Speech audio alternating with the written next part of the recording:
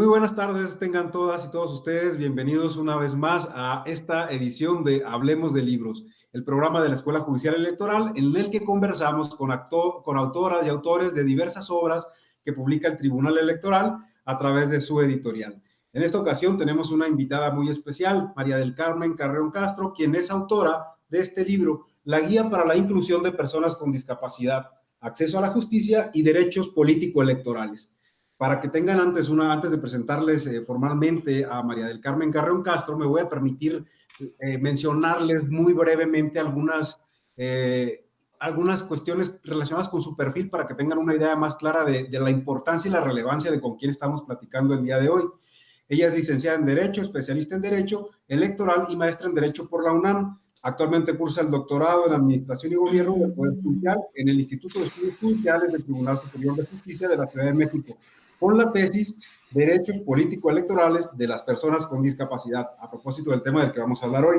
Actualmente es subsecretaria general de Acuerdos del Tribunal Electoral del Poder Judicial de la Federación, y cabe mencionar que además fue magistrada de la Sala Regional Especializada del Tribunal Electoral del Poder Judicial de la Federación y también en el Tribunal Electoral de la Ciudad de México. Entre sus temas de especialidad y de investigación se encuentran los de género, los de ciudadanización, ciudadanía de niñas, niños y, por supuesto, los derechos político-electorales de las personas con discapacidad. Entonces, sin más preámbulo, bienvenida, Carmen, gracias por aceptar la invitación, por estar aquí compartiendo con nosotros y porque podamos hablar contigo hoy sobre esta guía para la inclusión de personas con discapacidad.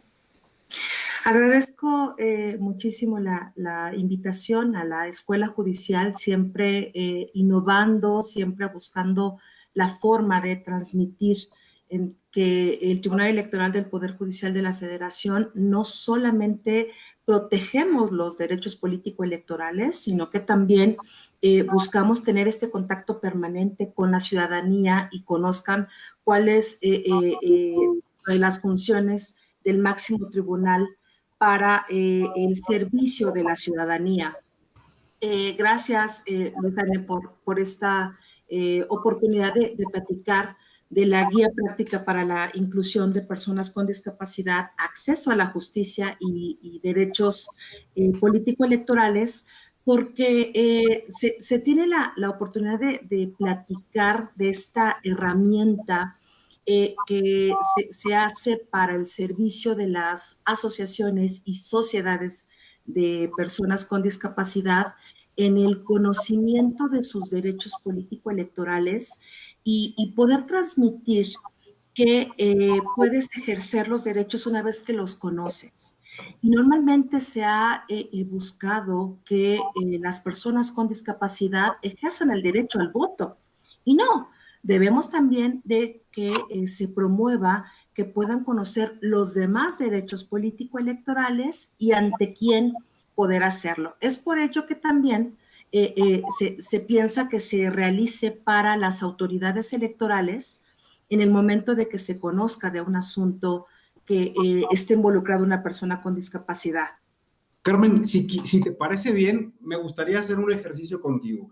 En lugar de comenzar, digamos, por el principio de la obra, detallando como qué viene primero, por dónde arranca y por dónde termina, hay un apartado que me llama mucho la atención y que es justamente el final de la obra, que es el apartado sobre el lenguaje incluyente, ¿no? Y esto lo considero muy importante, ¿por qué? Porque todas las personas estamos involucradas con el lenguaje, o sea, todos nos comunicamos, necesitamos del lenguaje para entendernos, para hacernos saber, para conocer algo, ¿no? Y justamente en la guía encontramos hacia el final del apartado un apartado, justamente un capítulo sobre el lenguaje incluyente. Y creo que es muy relevante empezar por aquí para empezar a entender una cosa muy importante. O sea, ¿de qué hablamos cuando hablamos de discapacidad? Porque simplemente para empezar en un cuadro que viene en el libro que es súper interesante, hablamos del lenguaje, de la discapacidad y de cómo también el lenguaje puede contribuir a veces a estigmatizar a las personas y demás. Y, por ejemplo, tú mencionas acá que hay diminutivos como el de cieguito, cojito, renguito, sordito, loquito, enanito, mongolito o enanita, en fin, como y que se utiliza de manera muy común en el lenguaje coloquial, porque a veces decimos personas especiales por no hablar de persona discapacitada, por ejemplo, ¿no? Entonces, si te parece bien y tomando como pretexto este apartado de cierre en el libro, pues me gustaría que nos contaras un poco, pues, de qué hablamos para empezar cuando hablamos de discapacidad. Gracias. Pues mira, el poder transmitir a través de estos apartados, como lo comentas, el por qué decimos una guía, porque está realizada con este lenguaje sencillo, un lenguaje no técnico que no deja de ser estructurado, basándonos en la normatividad, basándonos en la Convención de los Derechos de las Personas con Discapacidad de la ONU, en donde México lo ratifica en el 2008. Y consideramos que para hablar de las cosas siempre lo hablamos de una manera correcta.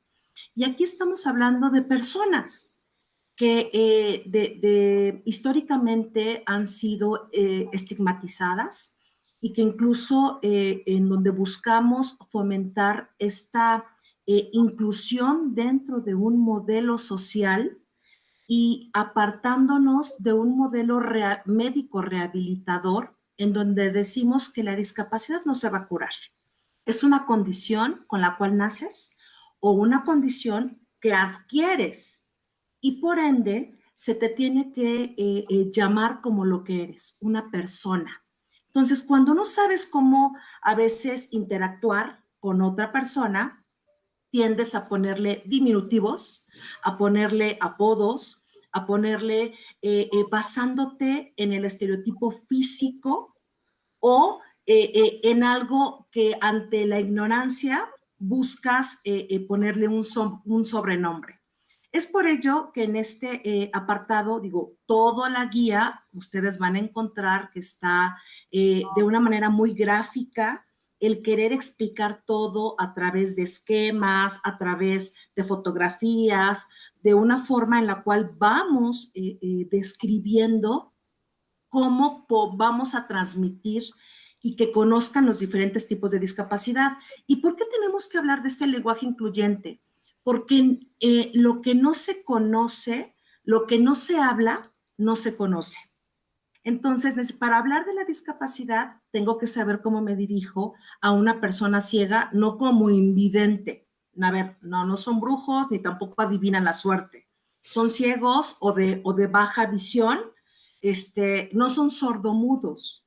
Son personas con una disminución de la audición o sordas. No les molesta que les digan sordas o cojo, manco, digo, ¿y cuántos amigos no tenemos que llegan a tener algún tipo de disminución?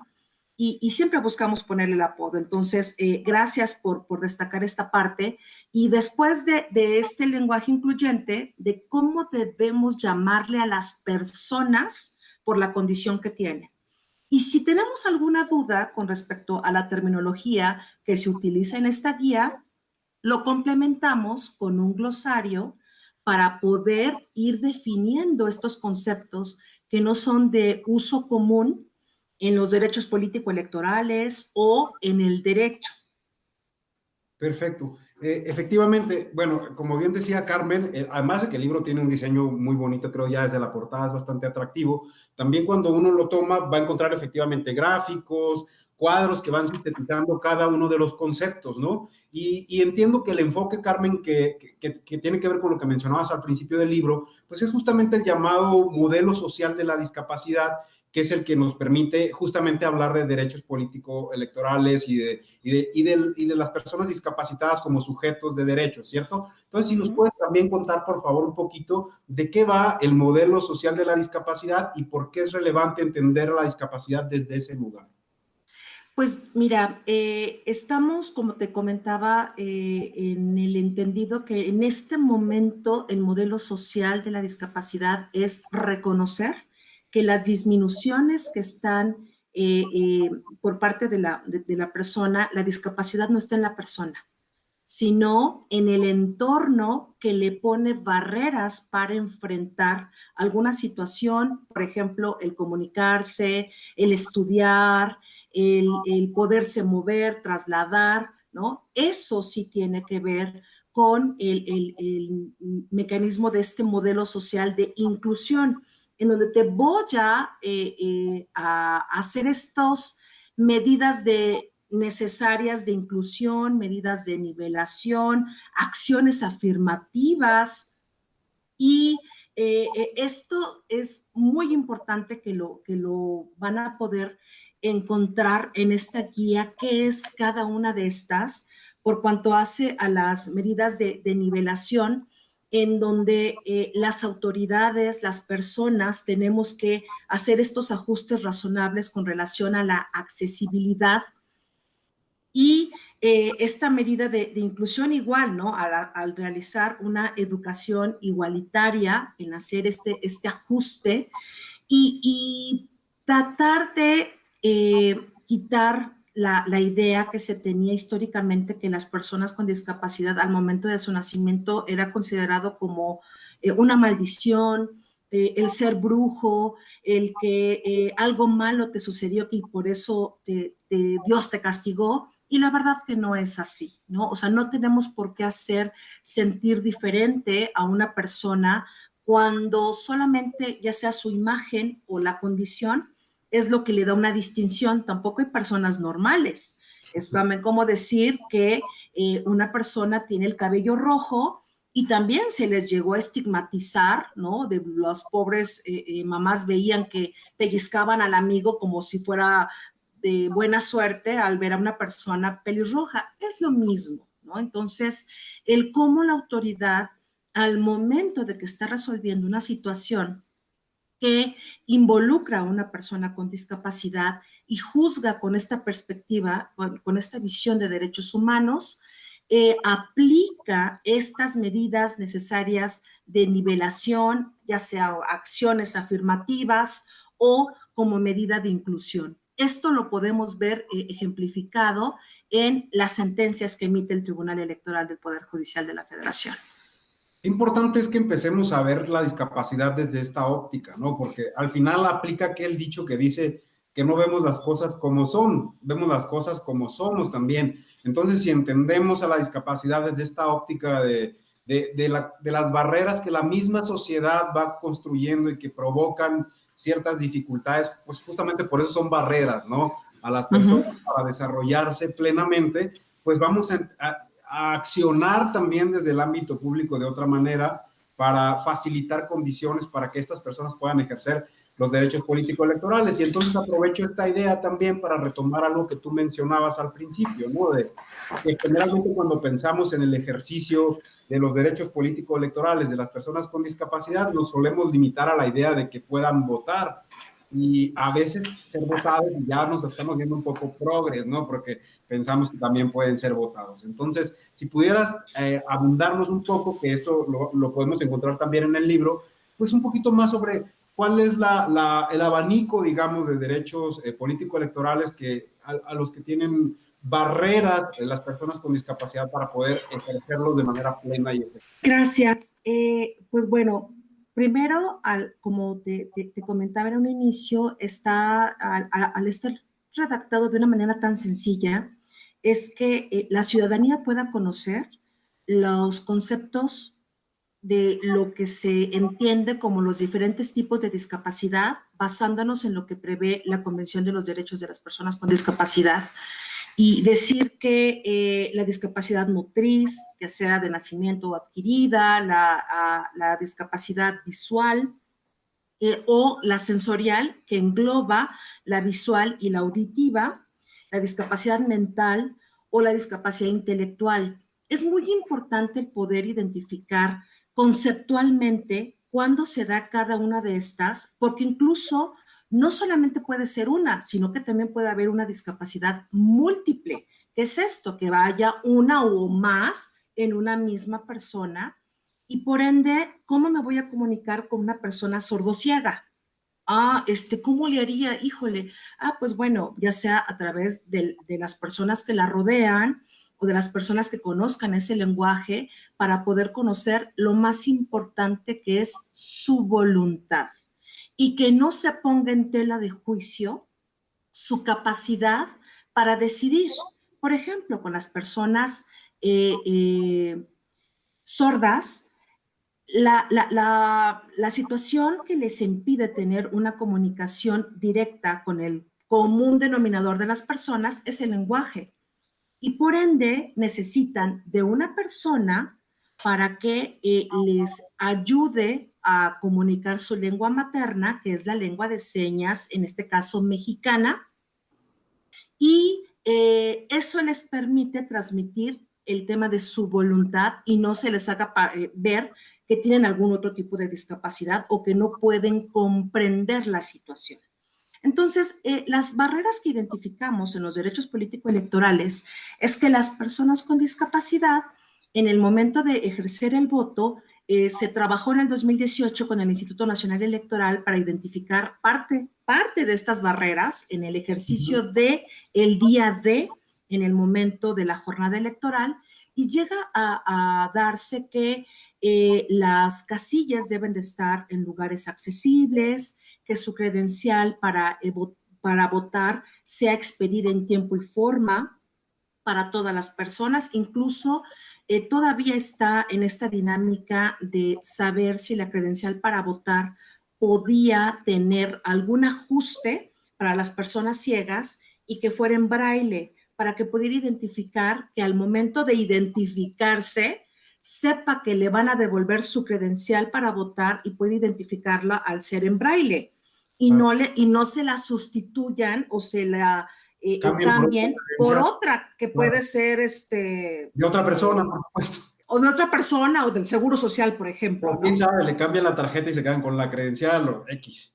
Entonces, todavía está en ese dilema si la credencial para votar puede también tener algún tipo de ajuste para que identifique la condición de la persona y que incluso también se pueda identificando. A raíz de que empezamos a manejar todos estos temas en los derechos político-electorales, se empieza a generar una estadística de poder identificar en dónde están, cómo están, en qué parte de la Ciudad de México hay más personas con discapacidad. Por ejemplo, ahorita te podría decir que es en la Gustavo Amadero, en la alcaldía Gustavo Amadero, o en Iztapalapa, pero esto te lo da para generar políticas públicas y tenemos que irnos identificando para que la autoridad pueda implementar estos ajustes e incluso aplicar la universalidad para la creación de políticas públicas.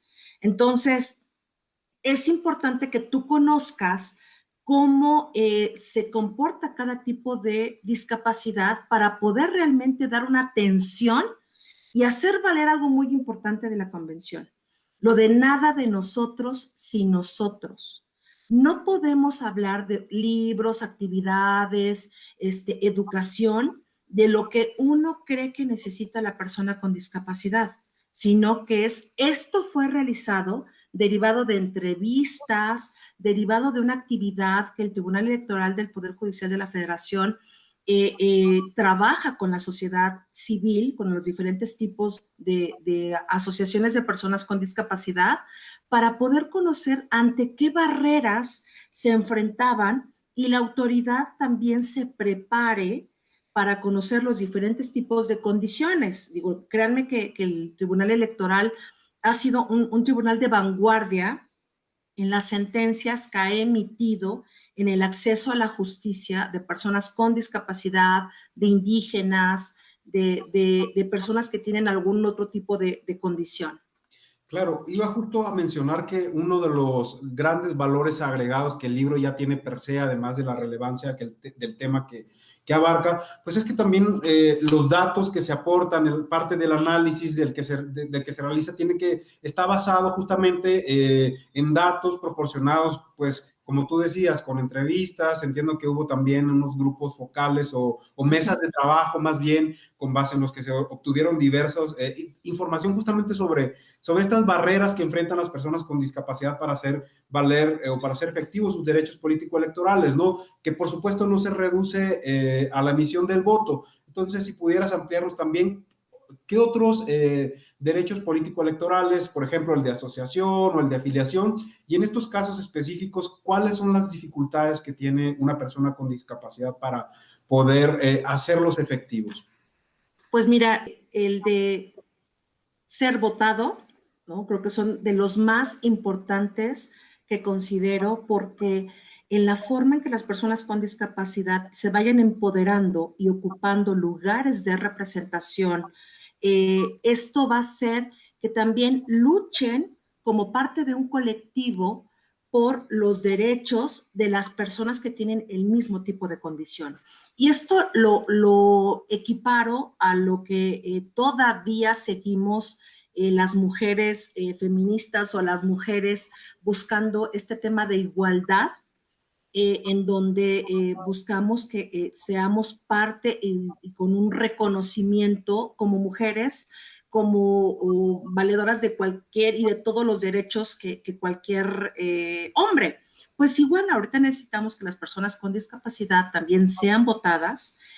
Actualmente, pues bueno, el Tribunal Electoral del Poder Judicial de la Federación eh, eh, emite una sentencia importante a finales del año pasado, a cargo de la ponencia de la magistrada Mónica Soto, en donde conmina al Instituto Nacional Electoral para que establezca ajustes razonables en establecer lineamientos para que también los partidos políticos o coaliciones postulen a personas con discapacidad, y personas con discapacidad, a afrodescendientes, indígenas, o sea, englobando los grupos minoritarios, pero que también necesitan estar representados en los cargos de elección popular.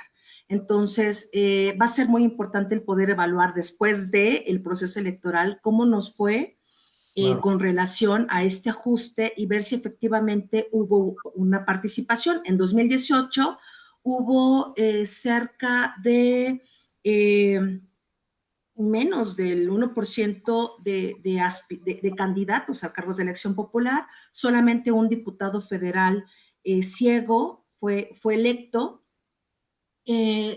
Una persona de talla baja, suplente de la presidenta de la Comisión de Grupos Vulnerables de la Cámara de Diputados, también fue electa. O sea, como que hay casos aislados, pero bueno, se empieza a visibilizar la importancia de que formen parte de los órganos o de la representación para que luche por estos derechos. Y el derecho de asociación es sumamente importante, porque casi los partidos políticos buscan desgregar, ¿no? O hacer como diría la canción de Chicoche, ¿no? Las niñas con las niñas, los niños con los nenes. ¿Y qué es lo que hacen los partidos políticos, ¿no? Que quieres dedicar, mujer, quieres dedicarte a la política, vete a la parte de mujeres, a la parte de jóvenes, a la parte de adultos mayores, de personas con discapacidad. Y no, la igualdad implica que todos los ciudadanos dentro de un partido político nos conozcamos, reconozcamos y veamos nuestras fortalezas, ¿no? Entonces, pues ojalá se hagan estos ajustes. Yo creo que acabas de mencionar varios temas bien interesantes, ¿no? Por un lado, el rol que ha jugado el Tribunal Electoral con sus sentencias para avanzar a destruir todas estas formas de discriminación que existen en el ejercicio de los derechos políticos, por un lado, ¿no? Después, el porcentaje de representación que las personas con discapacidad tienen. Si mal no recuerdo, la cifra del INEGI del último censo nos decía que hay más de 7 millones de personas en México con discapacidad. Correcto. Entonces, evidentemente eso es mucho más que el 1%, es como cerca del 6.5, casi 7% de la población del país. Entonces, y la representación que vemos en los órganos, en cualquier cargo de elección popular, o ya ni siquiera cargo, más bien en las candidaturas, pues es bajísima, ¿no? De algún modo tú ya nos decías una barrera, ¿no? Que es esta ideología que existe a veces en los partidos de segregar, de discriminar y en consecuencia de seguir reproduciendo formas discriminatorias contra mujeres o contra grupos vulnerables, y si encima hay una discapacidad de por medio, pues es otro factor más de discriminación. En ese sentido te preguntaría, ¿cuáles son todavía como los grandes desafíos que tenemos en este país para que la ciudadanía acepte con mayor facilidad candidatas, candidatos, independientemente de su condición física o de discapacidad? ¿Cómo, perdón? independientemente de su condición física o discapacidad. Te parece que todavía tenemos como factores culturales muy arraigados que nos permiten aceptar que una persona con discapacidad pueda ejercer un cargo, inclusive simplemente tener el derecho de luchar por él, ¿no? Sí, sí, sí, sí, sí, sin lugar a equivocarme, creo que de las barreras más importantes que tenemos que vencer es la barrera cultural, porque esta está llena de estereotipos, está llena de cómo me ven, me juzgan o me tratan, y esto no solamente ha venido heredado, ¿no? Y se sigue transmitiendo. Entonces, ahorita que estamos con esta visión desde el 2011, que México le da un poder muy importante al tema de los derechos humanos y algo que para mí es vital, la dignidad de la persona. Tenemos que pensar en este tema de la dignidad para poder identificar realmente qué es lo que le duele al momento de que estamos resolviendo. Y es eso algo que como juzgador analizas en esta forma de juzgar a la altura de los nuevos paradigmas de enfoque de derechos humanos. Y en la medida en que a través de nuestras sentencias vayamos quitándole estas barreras y que puedan incidir en las políticas públicas, en el aspecto cultural, para que la sociedad vaya ajustándonos a vernos como lo que somos, personas, más allá de tu origen, de tu aspecto de color de piel, de si eres hombre, si eres mujer, si eres trans, ¿no? Y ahorita incluso ya está siendo objeto de análisis por parte del Tribunal Electoral, ya casos de asuntos de personas trans, ¿no? Que también tienen derechos y bueno, más allá de que sean También tienen dificultades a la hora de hacerlos valer, ¿no? sin lugar a dudas, ¿no? También se enfrentan con estas barreras culturales que tanto duelen a la dignidad humana y sin lugar, digo, también sin dejar de ver estos barreras laborales, ¿no? Que, pues, porque piensas que al tener una discapacidad auditiva, pues, ¿de qué te voy a poner a trabajar? O si tienes una discapacidad motriz, ¿cómo te vas a mover para el trabajo? O sea, no vemos el cómo sí puedo contratarte, el cómo sí puedo hacer que te eduques, cómo sí puedo generarte condiciones para que como cualquier otra persona puedas hacer valer todos los derechos como el común denominador.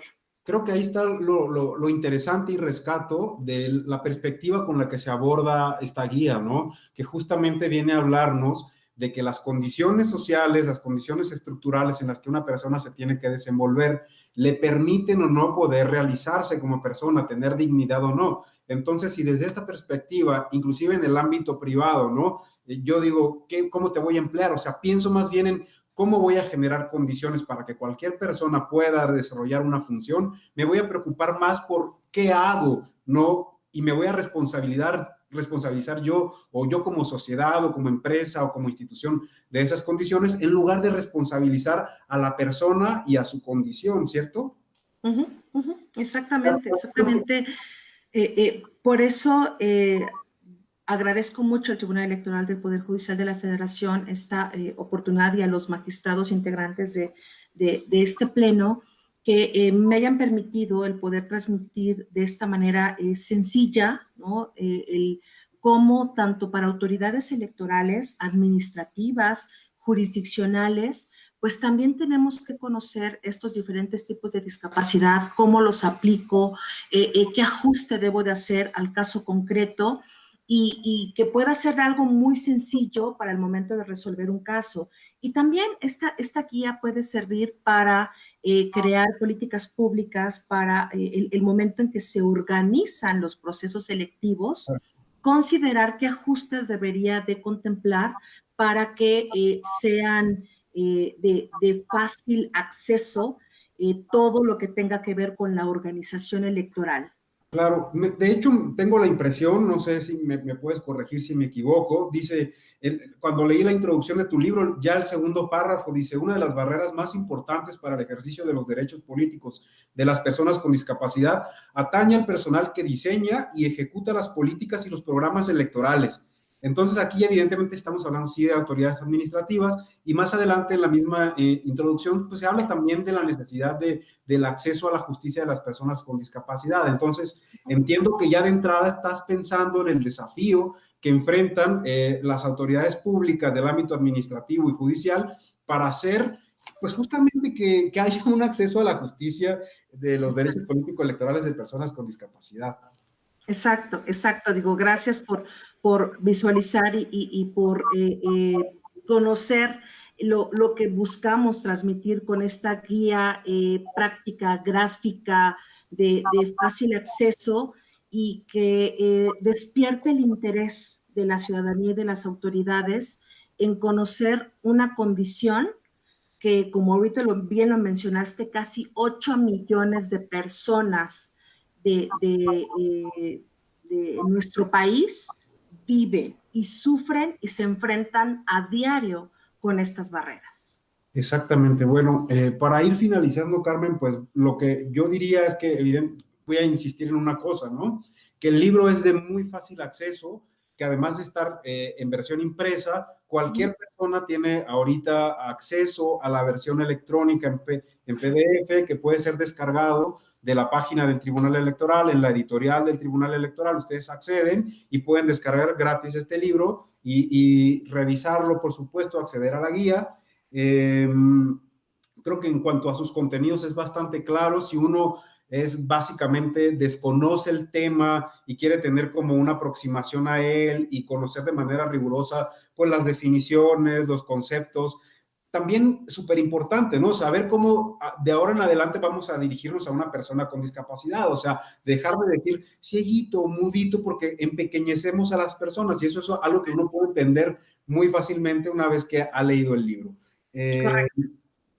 Carmen, no sé si a ti te gustaría agregar algo, comentar alguna cuestión final sobre por qué deberíamos de aproximarnos todos a este libro. Gracias. Pues bueno, como bien lo comentas, vamos a conocer cómo se van enfrentando las personas con discapacidad a los diferentes tipos de barreras, de los diferentes tipos, ¿no? Ya sea motriz, sensorial, intelectual, y mental. Y con ejemplos muy prácticos vas a poder identificar y distinguir los diferentes tipos de discapacidad para poder identificar si lo que debo de hacer es una medida de nivelación o una acción afirmativa para no afectar los derechos político-electorales y también para que la ciudadanía conozca a qué tiene derecho, no solamente a votar o ser votado, sino que también puede ser observador electoral, puede ser autoridades electorales, y aquí de una manera muy sencilla y práctica te vamos orientando, además de con qué autoridades te puedes acercar y puedes tener un poco más de información. Para mí fue muy importante el haber trabajado de la mano con las asociaciones y sociedades de personas con discapacidad y para personas con discapacidad, porque es una forma en que las autoridades nos vamos capacitando con el conocimiento de quienes viven la condición y hacer efectiva el lema de la condición, digo, de la convención, de nada de nosotros sin nosotros, ¿no? Y que créanme que es un libro novedoso, no hay otro en su tipo, y aun y cuando en otros países se lleven a cabo estos procesos selectivos ya de personas con discapacidad, les puedo decir que en cuestión bibliográfica no hay otro libro que tenga estas características. Muy bien, estoy segurísimo de eso, Carmen. Y a mí, sinceramente, te agradezco porque la verdad que no soy un conocedor del tema, pero al haberme acercado a tu libro pude hacer un recorrido histórico, por ejemplo, de cómo hemos ido concibiendo en distintas etapas de la historia humana a la discapacidad, ¿no? Justamente como tú decías al principio, de considerarla como una maldición, un castigo de Dios, a llegar a un momento en el que la vemos desde una perspectiva más completa, más compleja, considerando la estructura social en la que nos desenvolvemos, sin duda ayuda a la comprensión del fenómeno desde otro lugar, ¿no? Entonces, para ti que nos estás viendo ahorita, no importa si conoces o no conoces el tema, si no conoces el tema, de verdad, con mayor razón, acércate al libro. O sea, esto es para, desde cualquier ciudadano o ciudadana interesado en el tema, va a entender de qué va la discapacidad y por qué es importante crear políticas públicas que faciliten el acceso el ejercicio del derecho y también el acceso a la justicia cuando esos derechos no pueden ser ejercidos de manera adecuada. Pero también, y lo interesante de esto es que está pensado para, no solo para el ciudadano o ciudadana común, sino también para quienes ejercen cargos de toma de decisiones de nivel administrativo o jurídico. O sea, van a tener herramientas para poder decidir, pues, con la perspectiva no quiero decir con la perspectiva de la discapacidad, porque creo que no es correcto el término, pero sí con una perspectiva de derechos humanos sobre la discapacidad. Y esto me parece que, considerando los desafíos y barreras que ya Carmen nos mencionaba que todavía tenemos en nuestro país, es fundamental.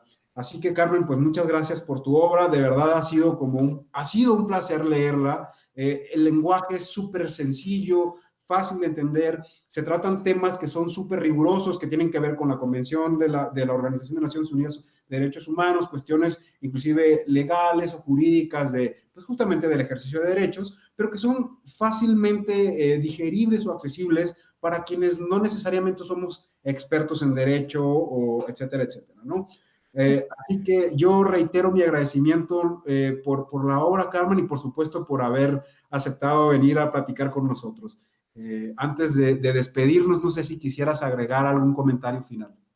Pues que también puedan complementar estos conocimientos que la guía práctica les aporta a través de los cursos que la Escuela Judicial también de manera permanente está organizando con esta visión de derechos humanos, incluso como justicia inclusiva, y que ya ha hecho varias ediciones en cuestión de capacitación de cómo estamos concibiendo esta justicia inclusiva por parte del Tribunal Electoral del Poder Judicial de la Federación. Claro que sí, y bueno, aprovecho para decirles que se suscriban a nuestras redes sociales, a Facebook, a Twitter, a Instagram, a nuestro canal de Telegram, y justamente ahí van a estar enterados sobre todos estos nuevos cursos, talleres, diplomados que la Escuela Judicial Electoral está siempre ofreciendo de manera gratuita para todos y todos, sobre temas tan importantes como este de los derechos de las personas con discapacidad. Sin más, pues Carmen, agradecerte una vez más por tu participación y asistencia, y por supuesto agradecer a todas y a todos ustedes por habernos seguido en esta conversación este día. Muchísimas gracias, Carmen. Muchas gracias a ti. Un saludo. Hasta luego, gracias a todas y a todos.